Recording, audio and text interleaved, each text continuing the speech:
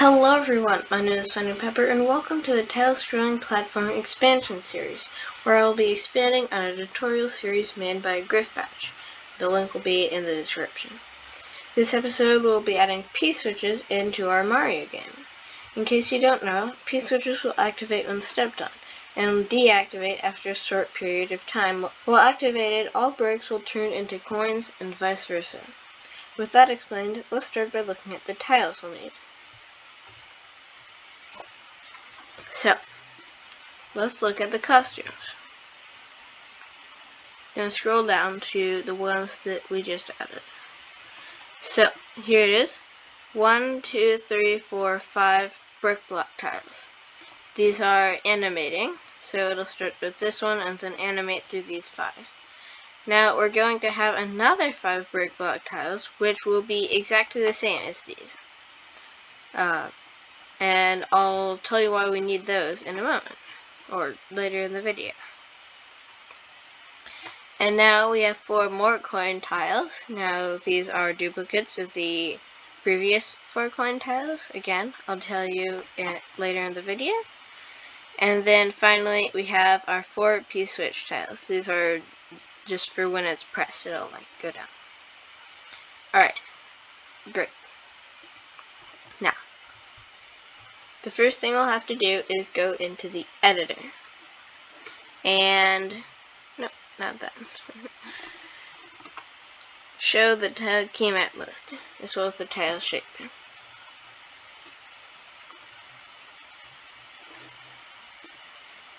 So, we need to add these tiles to our keymap, so use them via the editor. Alright. So, we'll start with tile 69. Nice. And this one will be on on keymap 2, I believe. That is the tiles that are single. So the wood block and the gold block. And so we'll put a 2 at place 69. So we'll go down to, we don't want any of these extra brick blocks or any of these coins to be in our time map. So we'll go down to 83. And then we'll put a 6 there. And I'm going to use 6 as the number for what in Mario Maker is referred to as gizmos.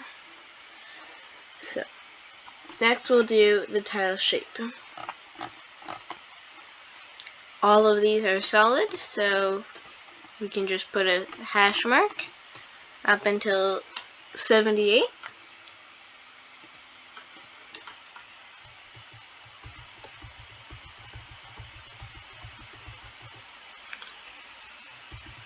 And then for these we'll leave the blank because they aren't solid. And then for the P-switches, the first one will be solid and then the next ones won't be. So we'll put a hash and then 3 more of the empty ones. Great. Alright. Now I can go and hide those lists. We can make sure that all will do. Alright, so we'll go into the editor and get some of our new tiles. So 2. Right, here's our brick block. Great, it's looking nice. And of course, we need to duplicate one of these and say what 6 key pressed. I always forget to do that.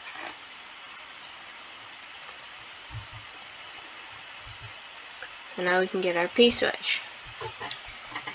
Great.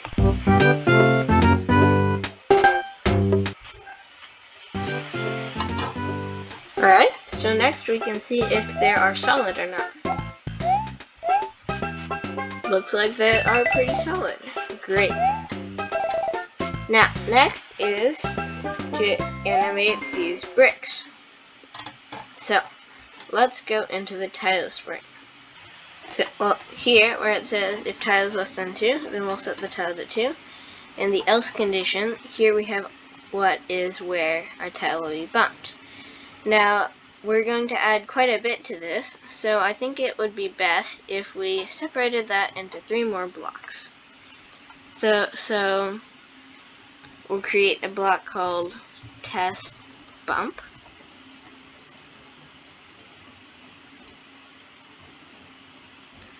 And then another block called animate tiles. And then another block called update tiles. Great, we won't be using the update tiles yet, but we will in the future. So I'm going to take this out of here. And now these parts of this will go under test bump and animate tiles. So you see how here it says change tile by this. We'll put that under animate tiles. Next, in the test bump, we'll put this, and then grab if tile equals 20, just to make sure it is the question mark block. Okay, I believe that is correct. And if you have watched some of my other tutorials, then you'll probably already have these 3 blocks. And any other changing tiles, you can just, if they're animating at different speeds, you can just like duplicate that and put that under here with the correct tile names.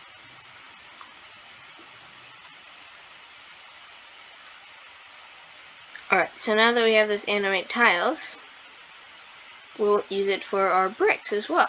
So we'll look at our brick costumes. Alright, 69 and 74. So, I will be putting both of these at the same time because we'll be using both of them. So that was 69, pretty nice, and 74. And then here we'll change it mod 5. And of course, we have to place these blocks in here. So we're gonna test bump and animate tiles. Great. So our brick blocks are animating very nicely. That's great. Now, in the Mario games, brick blocks can be broken by jumping into them when you're big. So we'll go into test bump and then say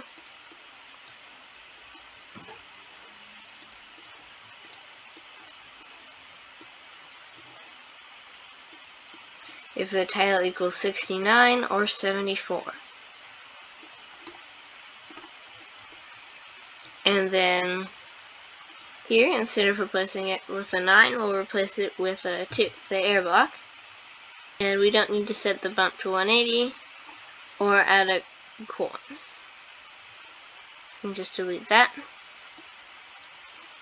And it does normally play a sound when hit, so I'll go into sounds and then move the block hit block sound into the tile spread.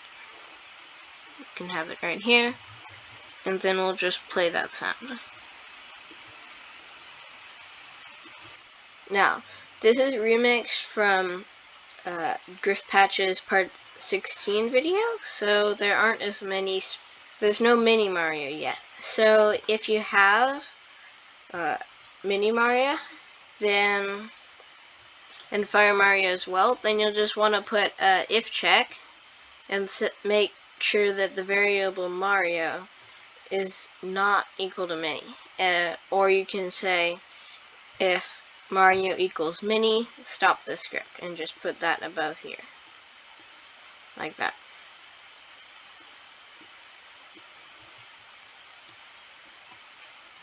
Right, let's see if that works.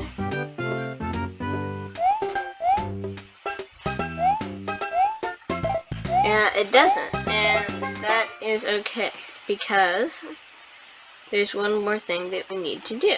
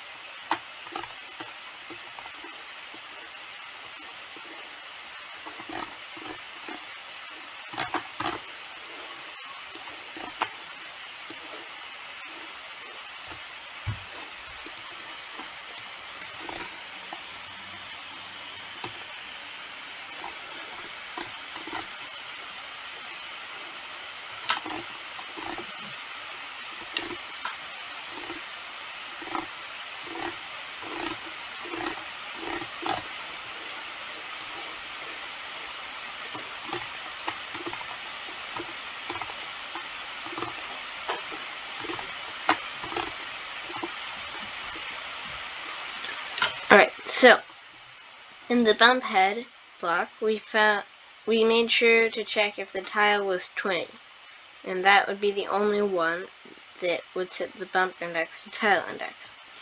But now, because we have all the animating tiles separated into a different block, this should actually be fine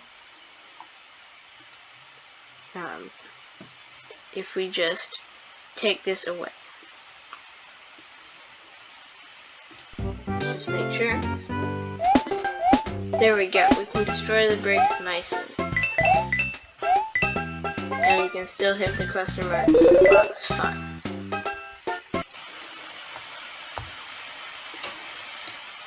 Now, it's time to be able to press our P switch. Now, first, it won't do anything. At least the way I'm going to code it. But will disappear. Right, and also I'm going to go into the Mario strip real quick. Right, so in the Mario sprite, I'm going to find where it calls the bump head block right here. And then I won't actually put this right there, but I will make a new block. Check below feet. If you already have this block, then you can don't have to create a new one, but I will do it right now. Then I'll just put it here, and then we're going to use also we're going to reuse the bump index variable for this. But I'm going to say, not make a block, I'm going to get tile at X position will be Mario's X, and Y will be his Y minus his height plus 8. So that'll get us just below his feet.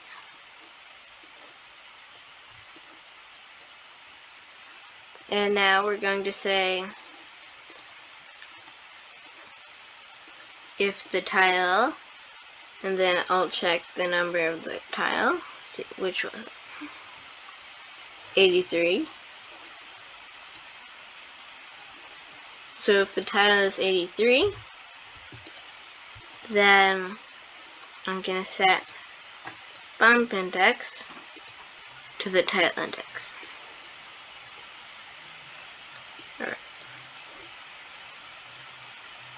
Now, let's go on to the P-switch tile here, and then say if the tile is equal to 83,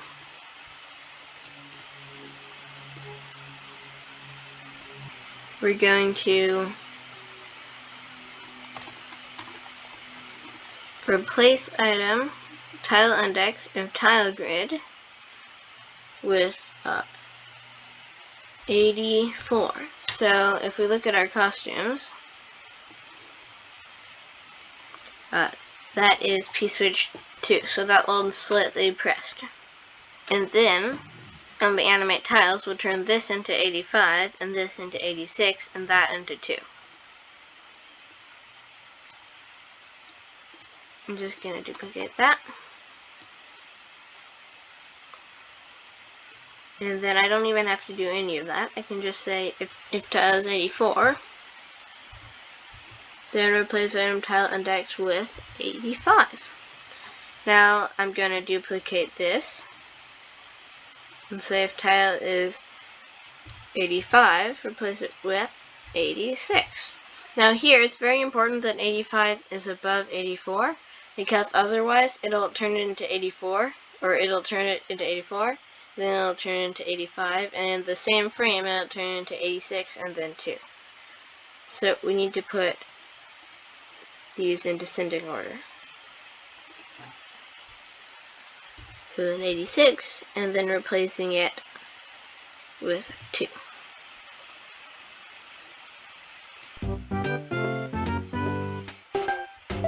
Great, that works. Let's just try that once again. Yeah, alright. Now there is one thing that I think went slightly wrong in the sprites, and that is that these are perfectly centered. They really shouldn't be. Should be more like that. So the bottom should stay the same and not the middle. It shouldn't be anchored on this middle point, otherwise it will look weird. Okay. Now that should work better. Great, that looks beautiful. So next we needed to change the blocks into coins and the coins into blocks. So here's where our other bricks and coins come into play. We're going to change the bricks into the new coins and the normal coins into the new bricks. And that is so it will know not to turn the bricks back into coins as soon as the coins are turned into bricks, and then vice versa. Because if that was the case, then it would just oscillate between brick and coin, and that would be no good. So, now we're going to use our update tiles block here. I'll drag that into here. And we're also going to create 2 new variables. The first one being P-switch for all sprites. And then the next one being P-timer for all sprites. So the P-switch will be 1 if it's on and 0 if it's off, and the P-timer will count down until it should be turned off. Great.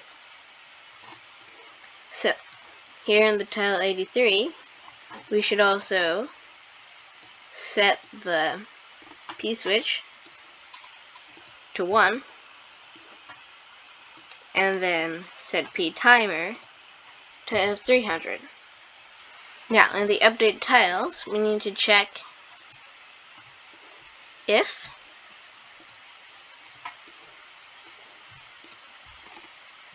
tile equals 24. Now, 24 is the normal coin tile. And then, we need to check just if the editor is less than 1, and if P-switch equals 1. So basically, if it's the coin and the P-switch is on, then we'll replace item tile index of tile grid with the brick tile, the alternate brick tile. 74. Now it might be making more sense to you why we need to have 2 of each of the kind of tiles. This one we'll check if it's the brick tile, 69, and then replace it with 79. Let's just make sure that's right. Yeah, 79.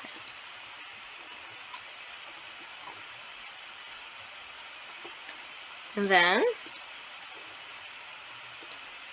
for these, so we'll check if the tile is 74 for this one.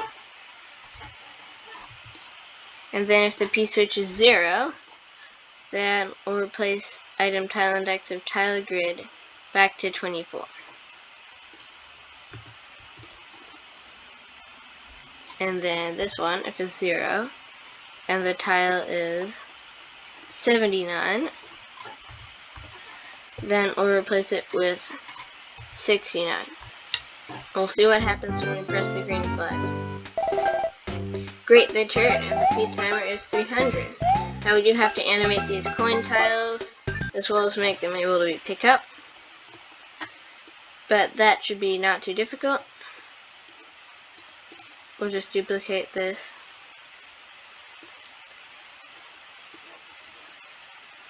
And add a 79 here. That should make them animate. Great. The p-switch is still 1. And then the Mario on the check around player XY. Then if tile equals 24 or tile equals 79. Next, we need to count down from the p-switch and set it to 0 when the game starts.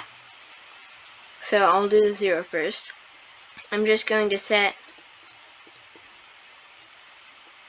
p timer to 0. I don't actually need to set the p-switch variable, because you'll see why now. And here I'm going to say when I receive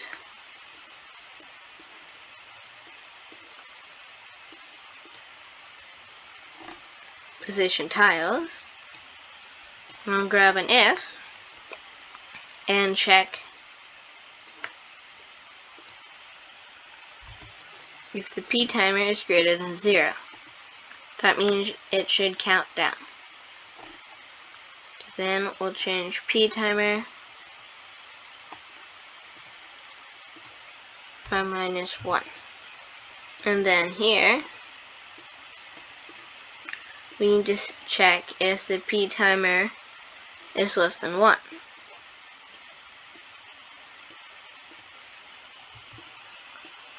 Then we'll set p-switch to 0, meaning the p-switch is now off.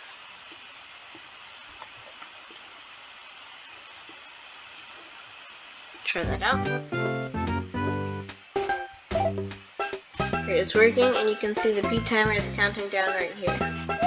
We can collect these coins.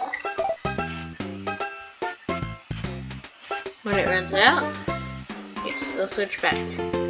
That is perfect. Alright. Wonderful.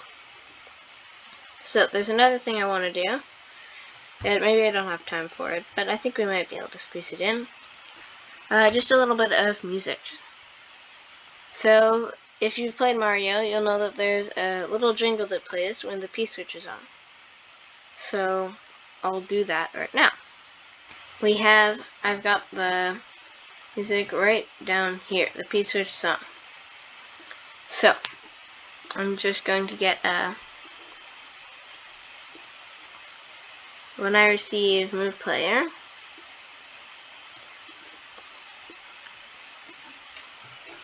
then under this, I'm going to check if editor is less than 1. And then, if the p-switch is equal to 300, the p-timer, I guess, then we'll stop all the other scripts. That means basically stop playing the music.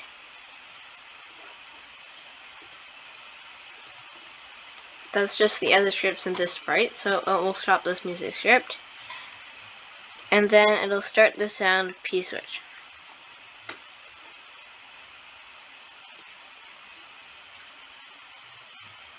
Now, underneath it, I'm going to check if the P timer equals 1. That means it's about out. Then, I'm going to broadcast a new message and call that new message P switch done. And then we'll stop the script, just so it will stop playing that sound. And then, when I receive the P switch done,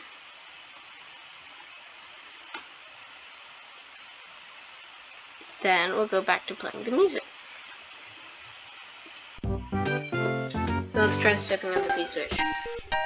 Great, you hear that wonderful little jingle playing.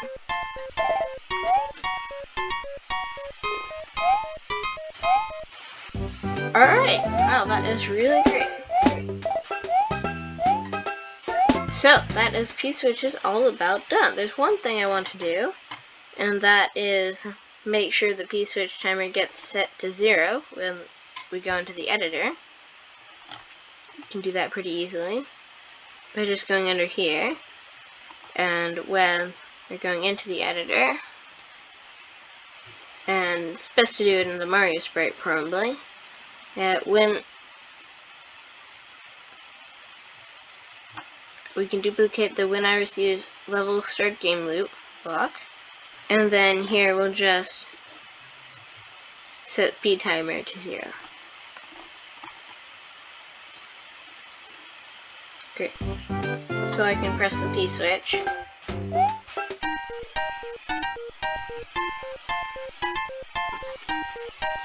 Then go into the editor. It is true that the P switch timer is not stopping. So we'll see what that is happening. Right, so what you want to do to stop that happening is just put a stop all sounds under here in the level start game loop. You don't need this stop other scripts and sprite, but probably best to have it, but I think you can actually just delete that. Great.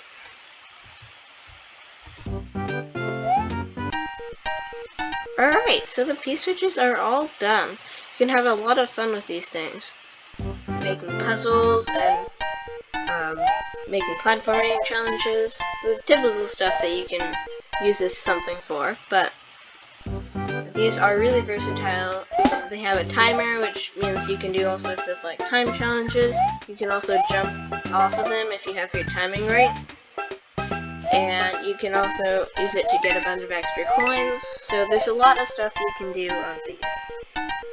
So, thank you all so much for watching this episode, and I'll see you in the next one. Goodbye.